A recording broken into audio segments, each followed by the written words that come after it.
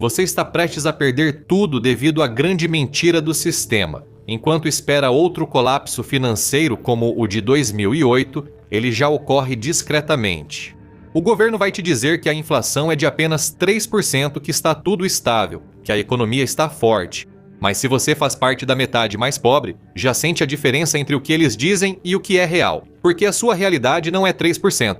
Está mais perto de 9% e está piorando. Isso se deve a um sistema bancário paralelo que mantém 2 trilhões de dólares como reféns, usando técnicas contábeis que poderiam levar à prisão federal. Quando o colapso acontecer, não vai parecer com 2008, vai ser mais silencioso, mais rápido. E quando você perceber o que está acontecendo, já vai ser tarde demais para se proteger. Esse é o verdadeiro motivo pelo qual a economia ainda não entrou em colapso. Parte 1. O grande descompasso. Você e a classe de investidores estão vivendo em 2 universos diferentes. O S&P 500 parece bem saudável agora, atingindo níveis recordes. Mas você tem tanta chance de entrar no mercado imobiliário quanto de subir em um pé de feijão mágico.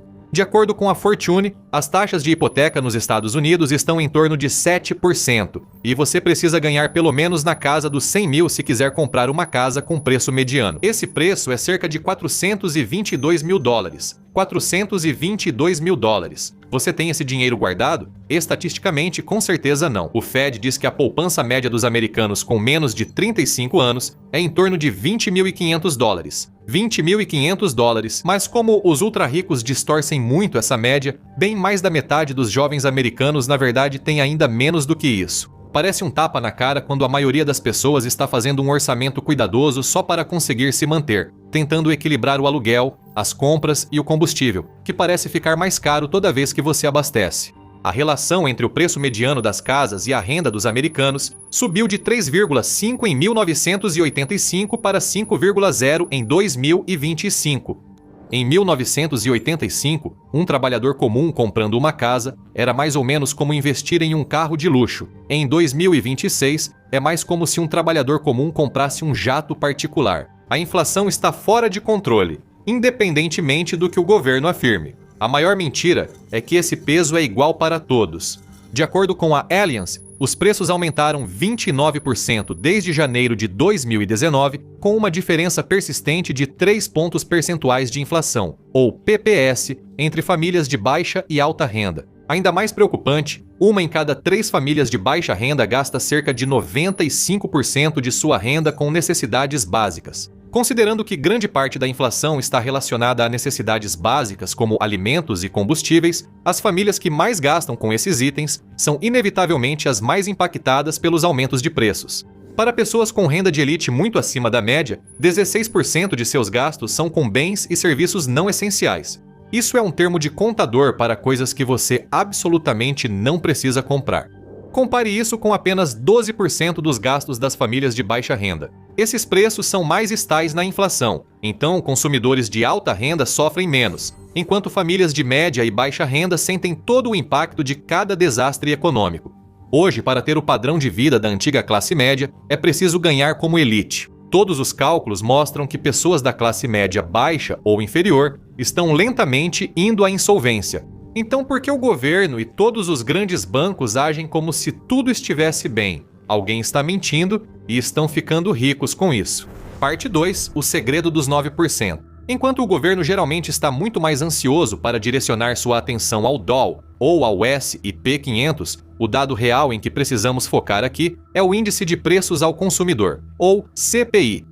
É aí que o segredo obscuro está escondido. Em 2023, o índice de preços ao consumidor divulgado para todos os consumidores urbanos foi de 4,1%, mas o Ludwig Institute for Shared Economic Prosperity identificou uma inconsistência que pode mudar tudo. O Instituto Ludwig calcula sua própria métrica que atravessa as sombras em torno da leitura do IPC do governo. Ela se chama TLC, ou Índice do Custo Real de Vida. Lembra quando falamos que famílias com maior renda gastam muito mais em itens não essenciais? O TLC calcula o estresse brutal que a inflação causa nos 50% com menor renda, excluindo todas as compras discricionárias que aumentam os custos anuais dos que ganham mais. Em vez disso, temos moradia, alimentação, transporte, saúde, cuidados infantis, tecnologia e itens diversos como roupas e cuidados pessoais. Quando uma grande parte dos mais de 80 mil itens acompanhados no IPC é descartada em favor do básico, o cenário para as famílias de classe média baixa e trabalhadora fica muito diferente. Comparado ao IPC de 4,1% em 2023, o verdadeiro índice de custo de vida ficou em 9,4%, refletindo a realidade das despesas essenciais, como moradia, alimentação e transporte. Esse foi o maior aumento anual desde 2001, menos de uma década antes da crise de 2008 e logo antes do início da Guerra do Iraque. Ludwig afirmou que americanos de classe média e trabalhadora enfrentam crise econômica, mesmo com o recente crescimento do país. O custo de vida alto, salários estagnados e escassez de empregos dignos criam uma tempestade que ameaça a estabilidade social e econômica. Mas essa é uma aposta que governo e setor bancário fazem com prazer. As fichas são suas, não deles. Isso mostra que a classe média perde poder de compra como se tivesse cortado uma artéria principal. A partir de 2025, as pessoas na faixa média de gastos representam apenas 28% do mercado total de consumo dos Estados Unidos. Esse mesmo grupo tinha 37% em 1992. Por outro lado, o poder de compra das pessoas nos 10% mais ricos, que ganham mais de $250 mil por ano, preencheu esse vácuo de poder. Eles representavam 35% dos gastos dos consumidores em 1992 e agora estão em 48%. Reflita sobre isso. 10% das pessoas no país controlam quase metade de todos os gastos dos consumidores nos Estados Unidos. Isso é mais do que apenas uma vantagem, é dominação completa, e a classe trabalhadora está ficando ainda pior do que a já reduzida classe média baixa. Eles representam apenas 9% do poder de consumo, menos de 1/10 do total. De acordo com Mark Zandi, o economista-chefe da Moody's Analytics, as famílias de baixa renda viram sua fatia do bolo econômico diminuir, e isso vai continuar. O sistema tira seu dinheiro agora, às custas do seu futuro. Talvez já tenham plantado sua própria destruição. Se o poder de compra fora dos 10% mais ricos colapsar, o mercado imobiliário também cairá. Historicamente, essa é uma das primeiras rachaduras que derrubam toda a economia. Mas isso não aconteceu, e isso revela outro truque que o sistema está usando para fazer as coisas parecerem estáveis quando não estão.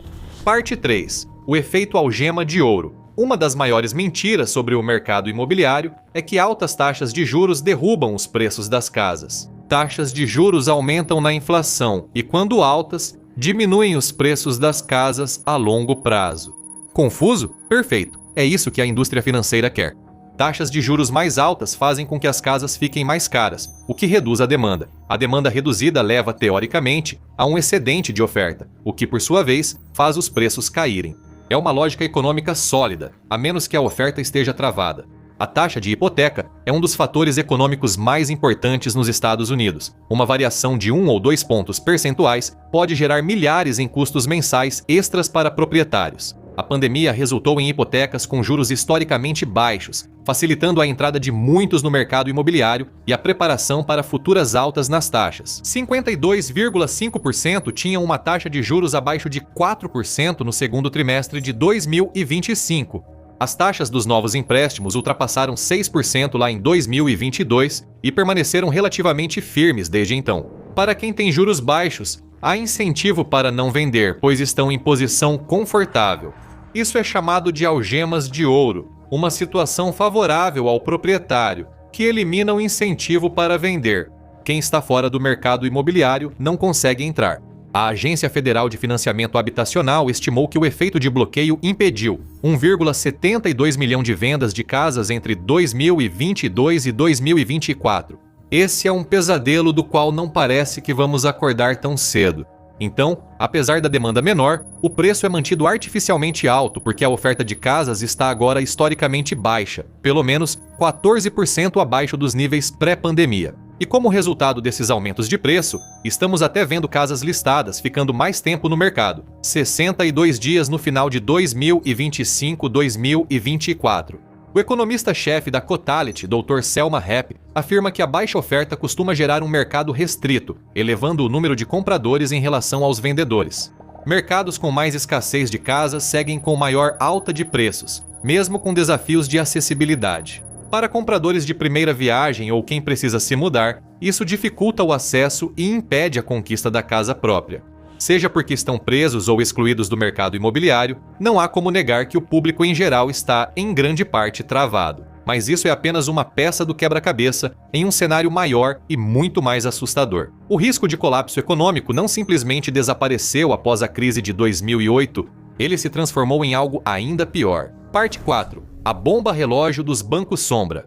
O passado, presente e futuro do pesadelo econômico que se aproxima estão ligados ao setor bancário paralelo. A volatilidade que causou a crise financeira global era comum antes da lei Dodd-Frank de reforma de Wall Street e proteção ao consumidor. Ela foi criada para eliminar o grande demais para quebrar, pôr fim aos resgates com dinheiro público e proteger consumidores de abusos financeiros. Claro, ela não acabou com nenhuma dessas coisas, apenas as levou para a sombra. O sistema bancário paralelo prefere se chamar de intermediação financeira não bancária. O Conselho de Estabilidade Financeira define, abre aspas, intermediação de crédito por entidades e atividades fora do sistema bancário tradicional. Nesses espaços fora do sistema bancário tradicional, você se surpreenderia com as brechas regulatórias que podem ser exploradas. Isso está diretamente ligado ao crescimento do crédito privado. Antes, empresas buscavam empréstimos em bancos sob regras rígidas e supervisão. Agora, o crédito privado transfere esse financiamento para arranjos fora do balanço, entre entidades não bancárias, longe do público. Mas o mais curioso é que os bancos ainda participam. Eles não concedem empréstimos privados diretamente, mas oferecem respaldo financeiro aos credores. Isso fazia sentido na prática. As regras Dodd-Frank exigiram que bancos mantivessem mais capital para reduzir riscos e fizessem verificações mais rigorosas nos tomadores. Isso deixou todo o processo mais lento e criou custos adicionais para a concessão de empréstimos.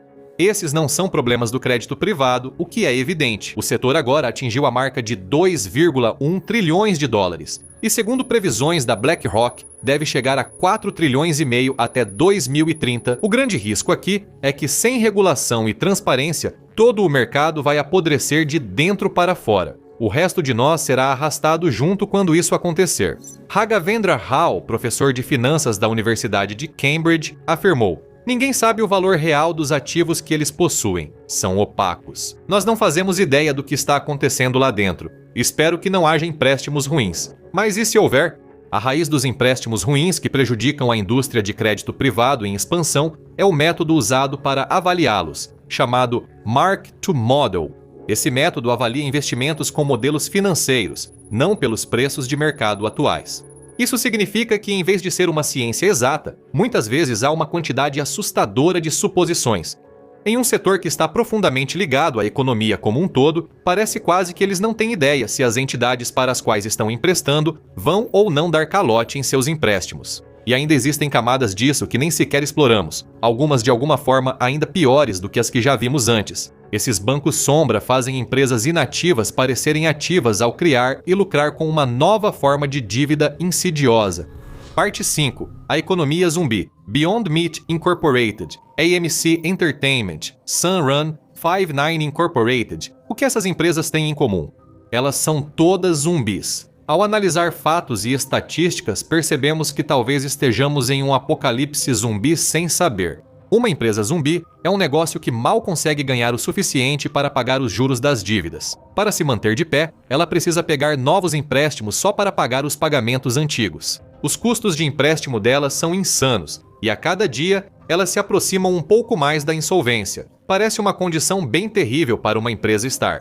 De acordo com estimativas do Deutsche Bank, em 2020 até 18% das empresas de capital aberto dos Estados Unidos eram empresas zumbi. Seria tentador dizer, é só dar um tiro na cabeça do zumbi e seguir em frente. Mas essas empresas zumbi eram responsáveis por 2,2 milhões de empregos em 2020.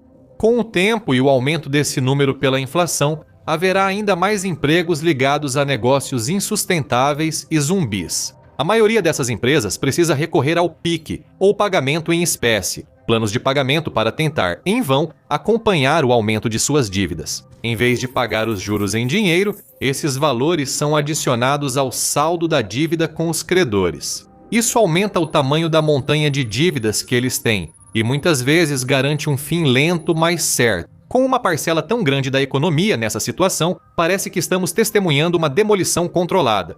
Um dos pilares da economia está ruindo, enquanto a indústria de crédito privado tenta ocultar o desastre sob silêncio. Não se deixe enganar por essa ilusão. Isso serve para te enganar e te fazer esquecer o perigo se aproximando atrás de você. Enquanto as corporações fingem e empurram com a barriga, uma geração inteira está inadimplente em silêncio, acumulando pólvora para uma explosão econômica. Parte 6. O calote invisível. Isso é uma falha ou é uma característica? Tenha sido planejado ou não, o sistema só tem um desfecho inevitável: criar uma economia em formato de K, que nos mergulha ainda mais fundo no mundo dos que têm e dos que não têm do que nunca antes. Após o colapso total e a definição das linhas, restarão apenas os donos de ativos e os trabalhadores de serviços. Mas o que isso de fato significa? A economia em formato de K descreve uma sociedade tão desigual que os americanos mais ricos respondem por metade da economia. O mercado de ações está em alta e bens supérfluos vendem como nunca. Do outro lado, as pessoas estão tendo que escolher entre encher o tanque do carro ou encher o estômago no dia a dia. Uma inclinação subindo, a outra descendo, como a estrutura da letra K. E, no nosso caso, essa divisão é absolutamente separada por linhas geracionais. Os baby boomers detêm US dólares, 83,3 trilhões em ativos, mais da metade da riqueza das famílias dos Estados Unidos. Eles são a geração mais rica da história, com média de $1 milhão por pessoa. Depois, millennials e geração Z juntos formam o maior bloco populacional.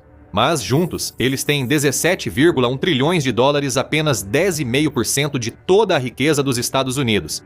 Essas gerações também enfrentam mais armadilhas de dívidas ocultas do que as anteriores, como o aumento dos esquemas de compre agora, pague depois. É uma nova forma de dívida que nem mesmo os dados federais mostram. O sistema é brutal, é injusto. Ele é projetado para esvaziar a classe média e deixar pessoas trabalhadoras sem um centavo.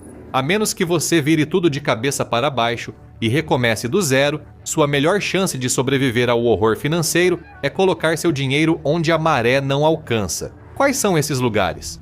Parte 7. Manual de sobrevivência. Para se antecipar ao colapso, transfira seu portfólio para ativos fortes, protegidos da inflação e fora da manipulação do governo. O ouro é um investimento tradicional contra essa inflação, mas não é totalmente eficaz. Quando bancos sobem as taxas, ele não oferece rendimento sobre esses juros. Então, não é o ativo mais lucrativo para se manter. Também é possível investir amplamente em commodities como grãos, metais preciosos, eletricidade, petróleo, carne bovina, suco de laranja e fundos de gás natural. Mas isso também envolve riscos, pois as commodities são um mercado muito volátil, mesmo fora do contexto inflacionário. Fatores de oferta e demanda que definem o valor das commodities são muito sensíveis a eventos geopolíticos globais, e atualmente parece haver mais guerras. Se você quiser adotar uma estratégia de investimento mais segura, sempre existe a carteira 60-40 de ações e títulos. No entanto, essas carteiras podem ter um desempenho muito inferior ao longo prazo em comparação com carteiras compostas apenas por ações. Se, por outro lado, você quiser investir no péssimo mercado imobiliário, pode aplicar em REITs, fundos de investimento imobiliário. Esse fundo imobiliário paga dividendos, mas pode expor você a impostos sobre propriedades e a oscilação na demanda por outros ativos de alto rendimento. Como em qualquer coisa no mundo dos investimentos, nunca existe algo sem risco, apenas menos risco do que uma alternativa. No mundo implacável da economia esvaziada, o crescimento deixou de ser prioridade. Tudo se resume à resiliência, surfar e sobreviver à onda mantendo seus ativos longe de governos e instituições do sistema bancário paralelo. Com sorte, você e suas finanças podem sair do mundo dos serviços e entrar no mundo de quem possui ativos antes da onda de choque, mas essa janela está se fechando rápido. Pode ser que a onda já tenha te atingido e você só percebe que está sangrando quando não resta mais sangue. Quer saber mais informações que você vai precisar para sobreviver à nossa realidade econômica atual? Então você não pode deixar de assistir a Petróleo a $200. A economia mundial é obliterada. Ou assista a isso em vez disso.